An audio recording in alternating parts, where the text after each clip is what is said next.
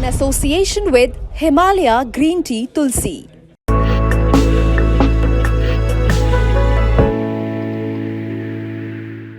भारत की आज़ादी के ठीक बाद की बात है।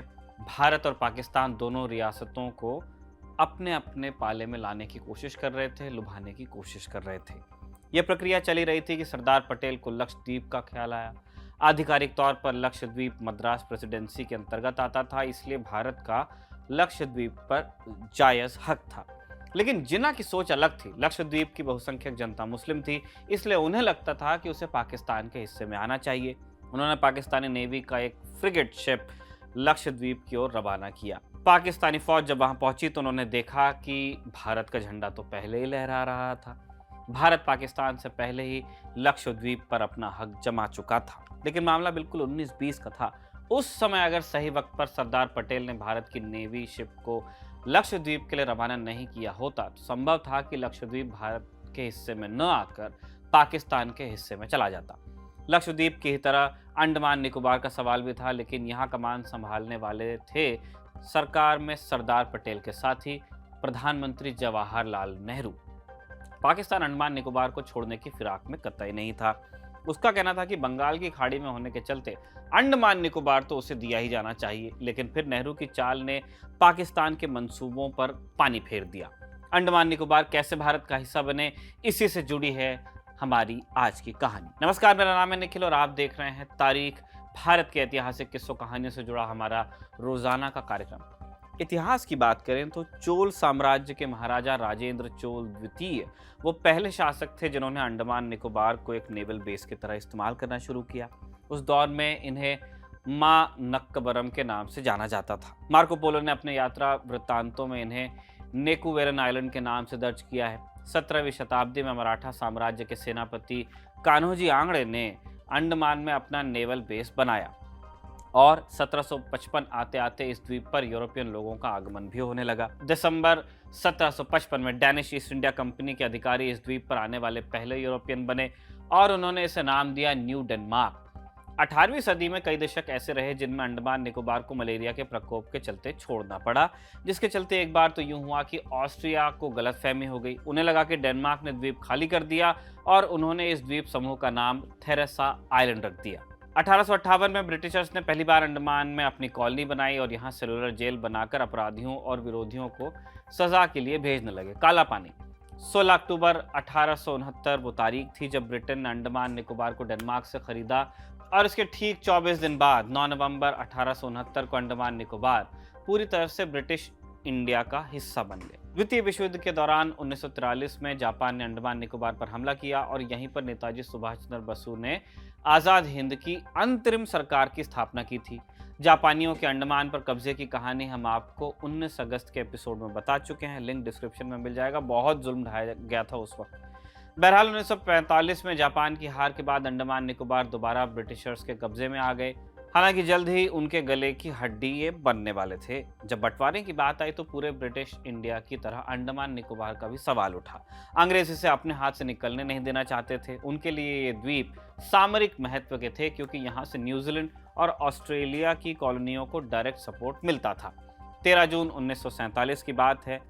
तब की एक रिपोर्ट बताती है कि ब्रिटिश मिलिट्री इन द्वीपों को ब्रिटेन के कब्जे में ही रखना चाहती थी। फैसला इंडिया इंडिपेंडेंस कमेटी को करना था। वहीं वाइसराय लॉर्ड माउंटबैटन चाहते थे कि बंटवारे का मसला निपटा कर जल्द से जल्द यहाँ से निकल जाए ब्रिटेन इंडिया से। इंडिया इंडिपेंडेंस बिल के ड्राफ्ट के 16वें आर्टिकल में अंडमान निकोबार का मुद्दा था, लेकिन ये बात भारतीय राजनेताओं को नहीं मालूम थी कि अंग्रेज अंडमान निकोबार को लेकर सोच क्या रहे हैं। इस मामले में माउंटबैटन और इंडिपेंडेंस कमेटी के बीच कई खुफिया खतों का आदान प्रदान हुआ था। माउंटबैटन का मत था कि अंडमान निकोबार के लिए बीच का रास्ता निकालना चाहिए। उन्होंने शुरुआत में यह प्रस्ताव दिया कि भारत और ब्रिटेन अंडमान निकोबार को संयुक्त कंट्रोल में ले लें या ब्रिटेन इन द्वीपों को लीज पर मांगे। इसी बीच जून मध्य में टाइम्स ऑफ इंडिया ने यह खबर लीक कर दी। खबर में लिखा था, नए समझौते के तहत अंडमान निकोबार ब्रिटेन को दिए जाने वाले हैं। मुद्दा बाहर आ गया। माउंटबैटन जानते थे कि अंडमान निकोबार के मुद्दे पर भारत में एक और विद्रोह खड़ा हो जाएगा और तब उनका शांतिपूर्वक यहां से निकलना और मुश्किल। जबकि इंडिपेंडेंस कमेटी आखिरी वक्त तक अंडमान निकोबार को अपने हाथ से निकलने नहीं देना चाहती थी। आर्मी चीफ ऑफ स्टाफ ने ब्रिटिश कैबिनेट को एक नया रास्ता सुझाया। उन्होंने एक त्रिपक्षीय समझौते की सलाह दी। क्या था ये? इसमें कहा गया कि अंडमान निकोबार के लिए एक अलग कमीशन नियुक्त कर दिया जाए जो सीधे गवर्नर जनरल के अंडर काम करेगा। जब तक अंडमान निकोबार की स्थिति साफ नहीं हो जाती, भारत पाकिस्तान को विश्वास में लेकर यही स्थिति मेंटेन रखी जाए। माउंटबैटन ने इससे अलग सलाह दी। उनका कहना था कि अभी के लिए अंडमान निकोबार की स्वायत्तता तय कर दी जाए और आगे जाकर जरूरत के हिसाब से भारत से समझौता किया जाए। माउंटबैटन ने इस मुद्दे पर नेहरू से बात की। नेहरू भी इस बात के लिए तैयार थे कि ऐसे किसी प्रस्ताव को भारत जरूर देखेगा। हालांकि उन्होंने इस बात की कोई गारंटी नहीं दी थी कि ऐसा कोई समझौता होगा ही। नेहरू और माउंटबैटन के बीच ये बात चली रही थी, तभी एक तीसरे प्लेयर की एंट्री हुई, मुस्लिम लीग, जिन्होंने दावा किया कि बाकी भारत की तरह अंडमान निकोबार का भी बंटवारा हो। उन्होंने अंडमान निकोबार पर पाकिस्तान का दावा पेश करते हुए कुछ तर्क रखे। क्या थे, सुनिए। पहला, जिन्ना का कहना था कि पाकिस्तान एक होकर भी दो हैं, जिसके दो हिस्सों के बीच में भारत पड़ता है। संभव है किसी दिन अगर भारत ने रास्ता देना बंद कर दिया तो पूर्वी और पश्चिमी पाकिस्तान के बीच सिर्फ समंदर से रास्ता बचेगा और ऐसे में उनके लिए अंडमान निकोबार का महत्व बहुत बढ़ जाता है। जिन्ना का दूसरा तर्क यह था कि अंडमान निकोबार ऐतिहासिक रूप से भारत का हिस्सा थे नहीं। वहां की अधिकतर जनसंख्या आदिवासी है और उनके भारत से न तो धार्मिक न ही सांस्कृतिक रूप से संबंध रहे हैं।